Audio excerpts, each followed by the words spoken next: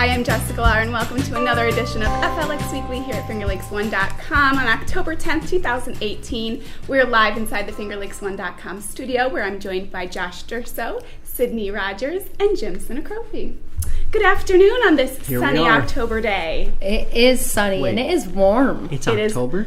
It is October and it is warm. I love it. Yes, we'll take it. How do you feel about it? I love the hot. Oh, I love Indian summer or whatever you want to call it, but September, October is the nicest two weather months of the year. Yes. But you're risking it a little bit, though. You never know. Yeah, you never know. In October, especially. That's true. Our first 2 weeks or week and a half was all rain. Rain. That was the worst. Rain. Yes. I think I'd take snow. Yeah, this has been a horrible October so far compared to what it could be. It's nice out today, though. Yeah, hopefully it's wishy-washy. It's not gonna. Can't make It's not gonna stay. Great. It's not Great. gonna stay. It's not going to stay? No, it's not going to stay. Which before I get to the weather here for the weekend,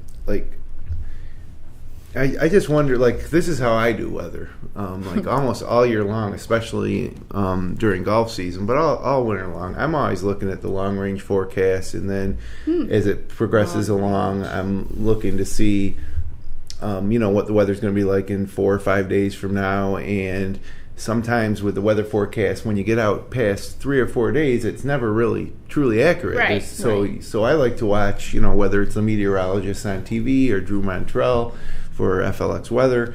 I like to see, what the possibilities are. Like if this front moves through at a certain time, then the temperature is going to be like this, or it's going to rain, or if the front doesn't ever make it far enough north or south, then we're going to have different weather. I like to know what we're kind of waiting on. Like this winter storm could drop this much snow if it hits at this certain time, or if the wind shifts to this direction, we'll get lake effect, but if it shifts to the east, we won't.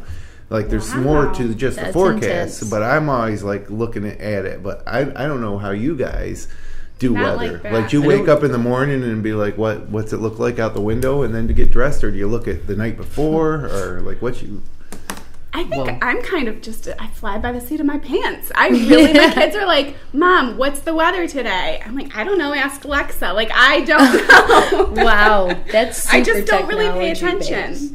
I never know. Try to look. I try and look a few days ahead, and then I forget, and then sometimes I'll forget to look in the morning, and I'll regret it I'm like, wow, it's 80, and I'm wearing a sweater, If it's cold when I wake up, I'm like, oh, it's cold when I got to get ready. And right. Yeah, but I'm not the best at Definitely don't take it seriously until 2 to 3 days. Yeah. ahead. Agreed. Too much changes. Well, that's when you can have confidence in the forecast. Yeah, too much changes, and even then, we work a lot with Drew Montrell from FLX Weather, and he's always preaching there's even hours in advance of any kind of weather. There's always uncertainty. So Yes. nothing is ever concrete.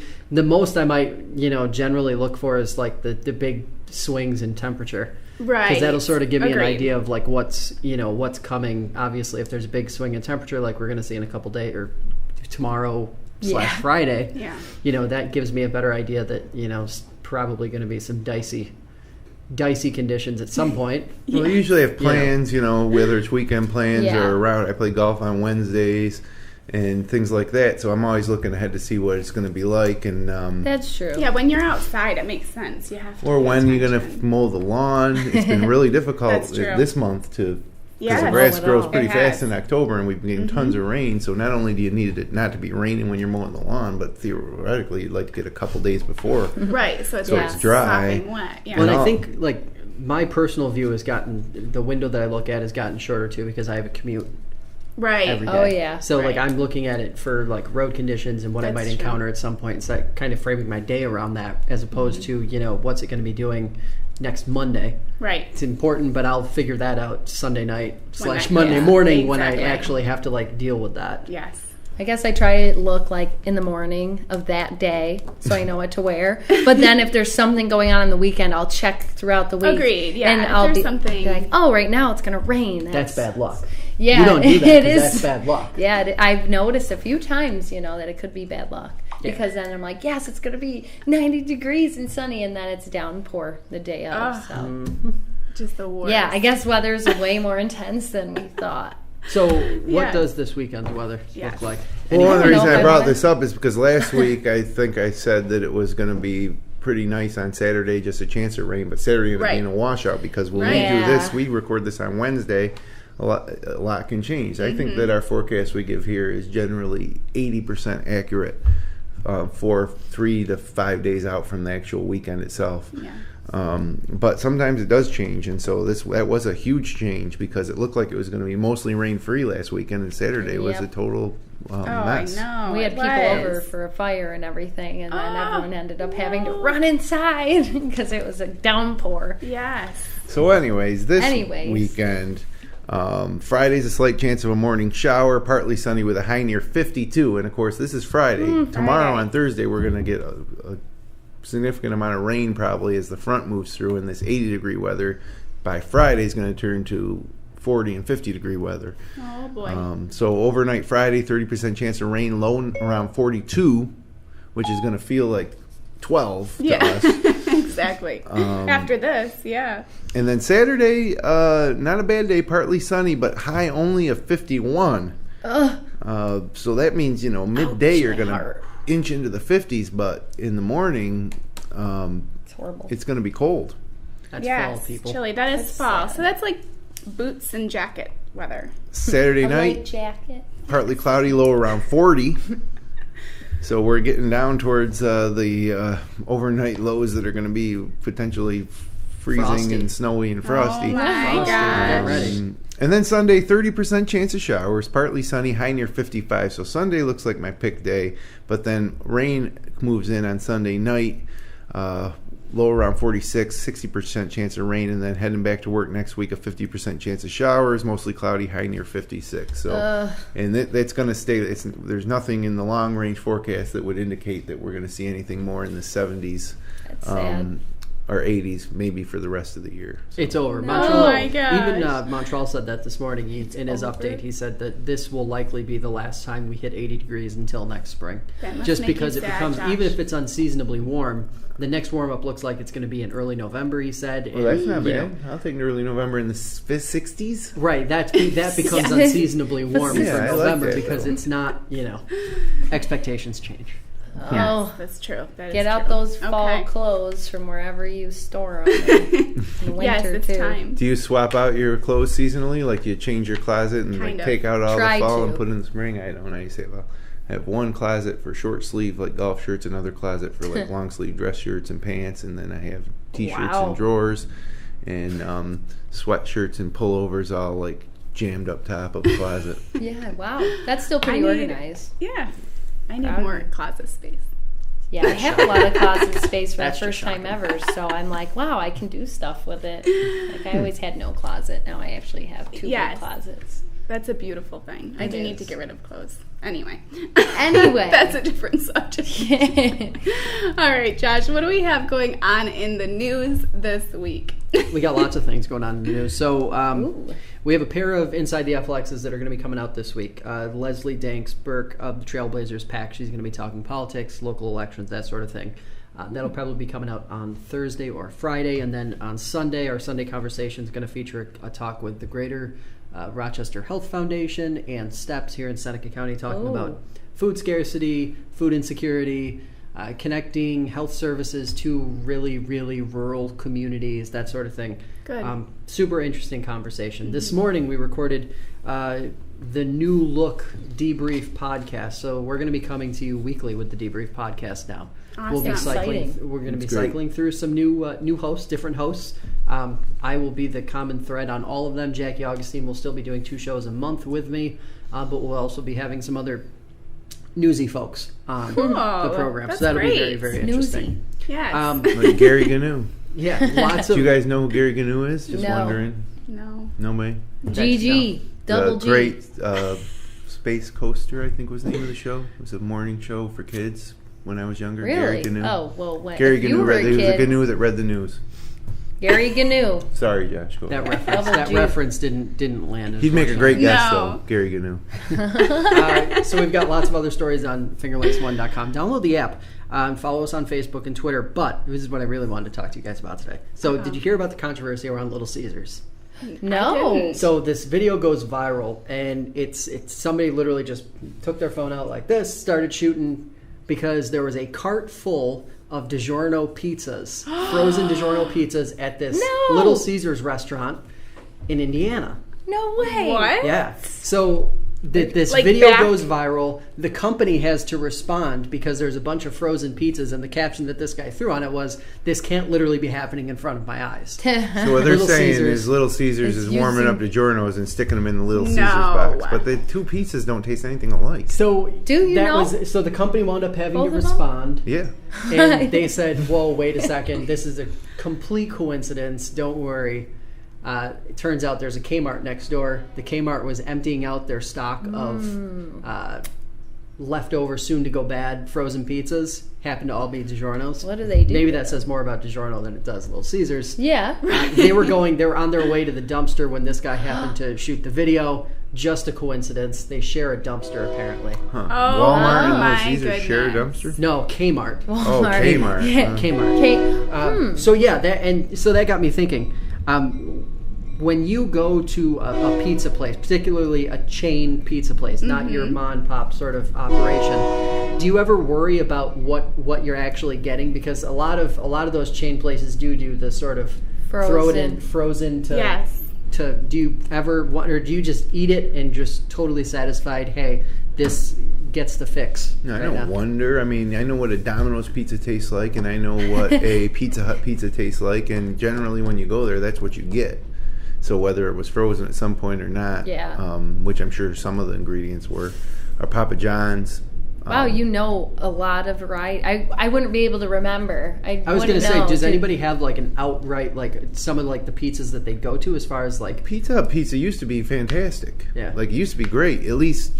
Nice and easy pizza. Yeah, that's the gas station pizza sometimes is good. But Pizza Hut pizza used to be pretty good. I used to like it a lot, but it tended to be a little more greasy than your other pizza. But locally, the Pizza Hut restaurant that we had that's now closed got so bad that I just stopped eating Pizza Hut. And then Domino's was like a big thing when I was younger. The 30 minutes or you get it free thing. Oh, yeah. I don't know if you remember that. But you always knew what you were going to get. You didn't ever order from Domino's and get something that was not what you would expect, because that's the idea of chain restaurants. Like when you order a Big Mac from McDonald's, you know what you're going to get, no matter how gross they really are. Whereas pizzas from we like Cicino's or Little Italy or the local places where we are generally you get what you expect as well, but they will vary, I think, a little bit in sometimes in not necessarily in quality, but just different where the chains are. It's like it's usually almost exactly. That's what I think. Yeah. The kids' pizzas are always frozen, I feel like, and that's just not cool. The kids' ones? Yeah, at Pizza Hut they used to be anyway. Oh, they would come in there. Personal pan pizzas. Yeah, I don't think I've ever even had a Domino's slice of pizza. I always would go for their bread bowls. They had like that. They had the pasta and the bread. I don't think but I've never. I think I might have gone to CC's once. CC's. What are we talking Little about? Caesars? With Little Caesar. I don't even think I've ever been there. Pizza? You know that CC's? Oh, it's like $5. That's what I think they would have, like frozen type things too. But I feel like that's the price we pay for fast food chain restaurants, because they're all going to be somewhat dirty, and we still do it anyways. I see. I don't know if there's so much dirty because they're regular, like they have like operations manuals, so their cleaning processes and all that stuff is all like well defined and exactly what product you use and when you do it and how much you do it. But sometimes some of the poorly managed ones might not be. But with those chain restaurants, what you generally are going to get is not as fresh ingredients, because they're being I agree, pre-processed and then shipped to locations. So. But don't worry, your Little Caesars pizza is not DiGiorno. Hot and ready in 5 minutes, and it's authentic. Don't worry. Is DiGiorno good? Okay. Has anyone had DiGiorno? I don't like any of those frozen pizzas. I really don't like them, but some people do. I mean, DiGiorno's is probably as good as you'll get, but for frozen pizza. I think I want a pizza now. Pizza?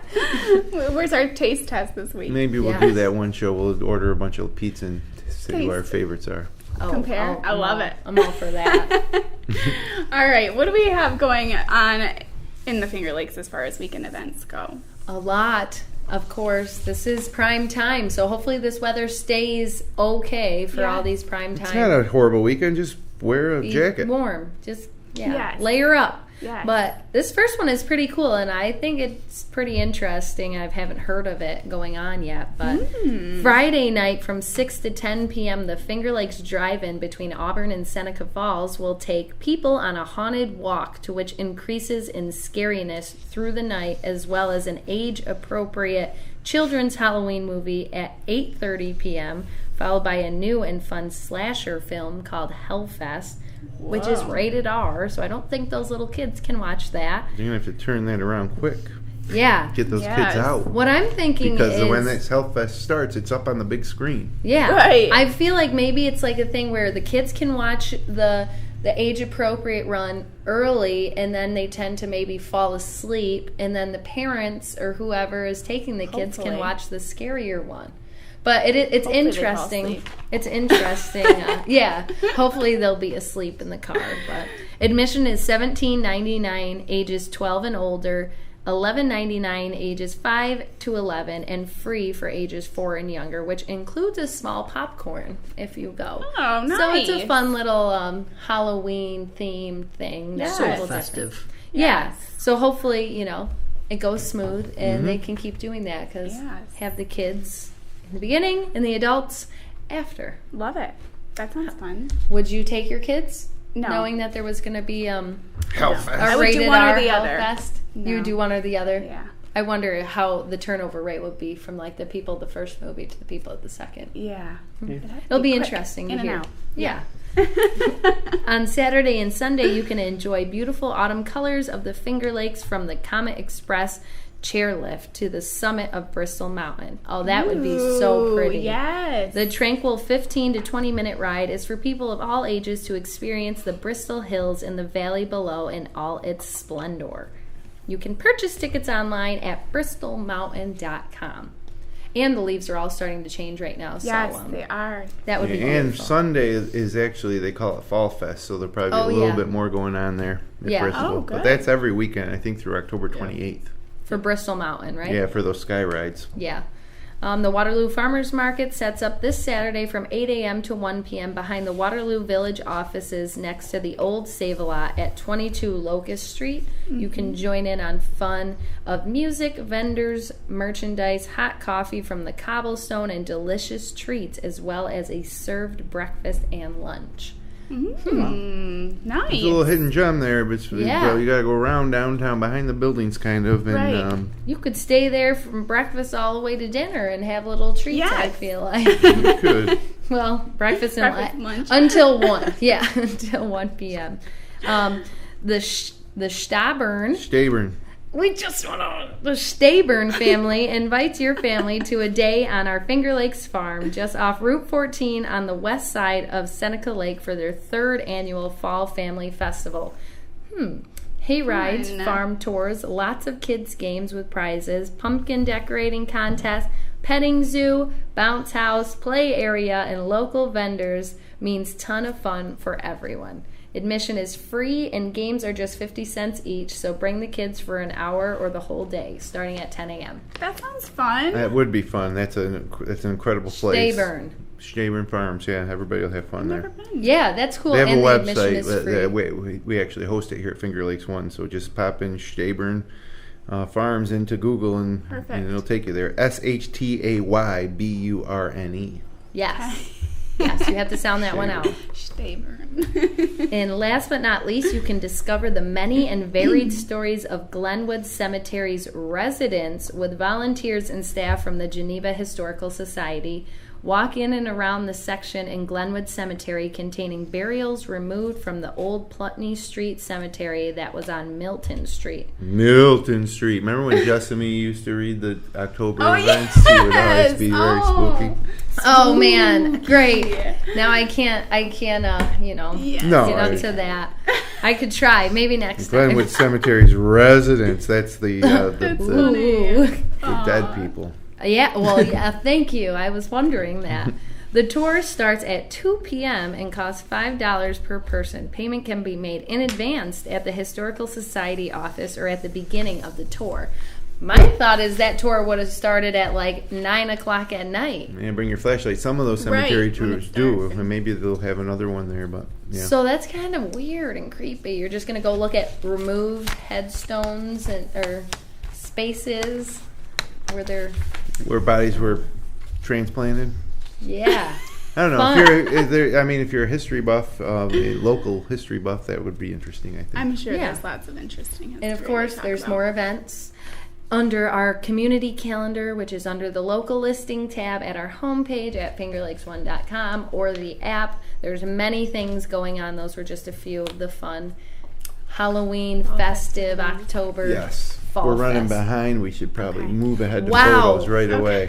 It was that weather. It was that weather I know. talk. That weather talk. All right, let's jump into our photos then. We start with this shot from Cayuga County by Lisa St. Pierre as the sunshine made its way through the clouds on an early October morning.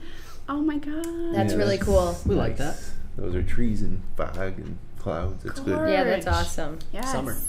And from Jennifer Evans, pink began to erupt through the sky on a chilly October day on Sodas Point this past weekend. Beautiful. Some ducks there too. Look at those. Yes. They look like they're in a row. This juvenile American bald eagle watches from high above Sodas Bay last week in this photo by Chris Trine. That's awesome. Oh, wow. Bird of prey. He looks prehistoric. Yeah, he does look kind of old. Yeah, he looks like an old But I one. guess he's- dinosaurs really were descendants of. Birds are descendants of dinosaurs, not lizards and other reptiles. Really? Birds. Yeah. Wow. That's why. Would never More you thought. know. Also from Chris, this fox sits on the side of a long and empty country road in northeastern Wayne County on a delightful Friday afternoon. I love that. How That is cute. so awesome. I just want to be his friend. He's somewhere. Like right now, that's the thing. Unless something really unfortunate happened, that fox is somewhere right now doing his own. I fox honestly thing. wonder if that's by my house because I Doing see a his little own fox fox thing. all the time across the street from my house. You could be asking if he was. On. I will ask him next time I see him. Tell him he was on Yeah. FLX Weekly. Yeah, I will. Shelley Lannon captured this red-tailed hawk as it took off from the power lines Wow. in Clifton Springs. Yeah, that's Oh crazy. my. Look at those talons. Yeah, that's awesome. Woo! Crazy. Also from Shelley, fog rolled in Sunday afternoon in the hamlet of Orleans and Phelps as Flint Creek continued to rise after the week of rain. Yep. Oh, that's a foggy cool shot, too. Mornings lately. Yep. This egret was taking off on a morning flight at the Montezuma Refuge in Seneca County Oh, as yeah, that was photographed by awesome, Tom isn't Perupsky. Yeah. Oh my. Well timed. Wow. Ooh, love that. Tom Perupsky didn't egret snapping that photo. Definitely didn't. Oh, that was so good. Okay. I'm so corny. I love that. What was your favorite? Because that Well, was. there's one more. One more. Was that? Oh. Sorry. Oh. Very important. Wow. From FingerLakes1.com's Josh Durso, this Woo. bright, sunny day on Canandaigua Lake as seen from the South Bristol overlook just outside of Naples after morning fog. I don't The get same it. picture I took last week. Oh my Different day. gosh. Who shot it better? I mean, you guys are in competition, I think. know. I think Josh specifically did that and was like, I'm going to show gonna be- Jim When I how first better. saw that, I thought it was a mistake. But then I realized that there That's wasn't beautiful. the shadows on the side of the hill like in mine, and there wasn't Oh, a car. So they are right. different. I think his is a little bit brighter than yours, like the Vibrant, day the itself. colors. Sorry, Jim. Well, let's pick a favorite. Let's Okay. pick the photo of the week. Oh, It's tough. It's got to be the bird. Well, Which there's one? Few birds. Like I Perupsky's- thought, the Shelley's Perupsky's red-tailed bird is the hawk was winner. incredible, and I thought the egret So was was- incredible. Egret wins. Yeah, I think For I'm me. going to have to go with the egret. I Egret. loved that first sun photo, though. Oh, We got so two beautiful. egrets. But I'm going to go with the little fox that sits on the road from Chris. he was Trying, cute. yeah. Just because I'm just going to know that that's the fox I see. But the winner, the photo of the week, because you guys had two votes, would be Tom Yes. Perupsky's egret. And, Woo! yeah, I don't know. It's pretty Beautiful. cool with those reeds in the back. It's like really Yes. nice. And its wings, like the ripple in its wings is like awesome. I was So gonna beautiful. vote for Shelley's red-tailed hawk. I thought that was Yes. all because of the detail, even though Yeah. it was a motion shot. But They're all good as usual. All I mean, good. every single photo this week was really good. I know. Yes, they were. They always are. Thank you so much for sending them in. If you'd like to share your local photos from across the region, click the link in the Submit Content section at the bottom right of our homepage here at FingerLakes1.com. All right, Jim, we better jump into sports. Yeah, it's going to be really fast here. First of all, the Yankees lost last night. They almost came back in the ninth. It was so close, but they lost. They did not win. They're eliminated. It'll be the AL Championship Series will be the Astros and the Red Sox. Game 1 will be Saturday, time to be announced, and then Game 2 will be Sunday. In the NL, it's going to be Dodgers Brewers. The Dodgers are at the Brewers for Game 1 Saturday at 8:09 p.m. and Sunday for Game 2 at 4:09. NFL enters Week 6 this weekend. The Bills are 2-3. Everybody thinks they're horrible. They're 2-3. They go at Houston. If they can beat Houston, they'll be 3-3, which is not bad through 6 weeks here in the NFL. You're right there in it, looking to repeat on a trip to the playoffs. So that's Sunday at 1 o'clock on CBS. Syracuse is off this weekend after last week's devastating overtime loss to Pittsburgh. It was one of the toughest losses in a long time that I've sat through. They had that game. They would have been 5-1. They would have probably been ranked. Cornell's at Colgate, noon Saturday. Ithaca's in Schenectady to take on Union Saturday at 1:30. And then probably if you're going to go to a game locally, head to Geneva and watch Hobart take on the University of Rochester at Boswell Field at 12:05 on Saturday. That'll be, I guarantee you have a good time if you go to that game. Locally, high school football, last week of the regular season, Friday, Clyde Savannah is at Lions. Big rivalry game, 7 p.m. ER Gananda at Pelmac at 7. Geneva at Waterloo at 7 p.m. Penyans at Midlakes. Greece Olympia / Odysseys at Victor. And Newark's at Wayne. All 7 o'clock starts. Canandaigua was at Churchville Chili Friday night, 7:30 start. They beat Victor last week in a big win in that rivalry, Canandaigua Victor. Saturday, Dansville's at Dundee at 1 o'clock. Tri-Town South Seneca Romulus Trumansburg is at Red Jacket at 1 p.m. And Marcus Whitman in the 8-man league is at Oakfield Elba at 1:30 p.m. And we'll have all the results all weekend long at FingerLakes1.com of all those contests. Wonderful. You did a good job. And that, and we did rush just enough. Now we have like a minute and a half to 2 minutes. What's everybody doing this weekend? What are we doing this weekend? Canal Cup. Fashion Week. Oh, that's right. You're a fashion, but fashion. It's Fashion Weekend or Fashion Week? It's Fashion Week, so it started last in night. Rochester. So I'm walking Thursday, Friday, Saturday. It started yesterday. I love it. But then I love my your new sister's billboards. coming in town. Thank you. They're awesome. So fun. My favorite is Wizard of Oz. Yeah. Or Spice World. I don't know. There's a few. It was fun. Josh and I on Saturday playing the Canal Cup, Seneca Falls Country Club versus Silver Creek in the matches in Seneca Falls. It's going to be really cold. Oh, and probably wet, too, with that rain that's coming tomorrow. Uh-oh. I'm going to the Woodcliff on Friday for the night, and then on Saturday, I am filming a Get Local episode at Terror Fields in Clyde. Yeah, that's going to be a fun one. I don't know why I agreed to it.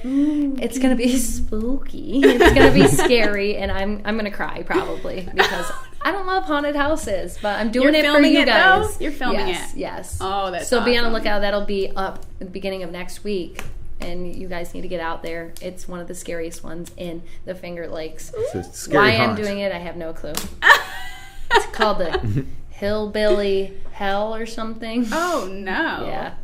Up in Clyde. Yeah, I know. Right across the street is a place called Hillbilly Diner. It's so ironic. And they didn't do that on purpose, but I noticed that when I was checking out the place. Well, that'll be fun. I look forward to watching it. Oh, good. Are we ready to... We're ready. Yeah. Okay. Good show, everybody. Have a good weekend. Close it out. Thank you so much for joining us. If you enjoy the show, click like, share, and subscribe. We'll be back live next Wednesday at 12:30. Until then, whatever your plans this weekend, enjoy. Bye-bye.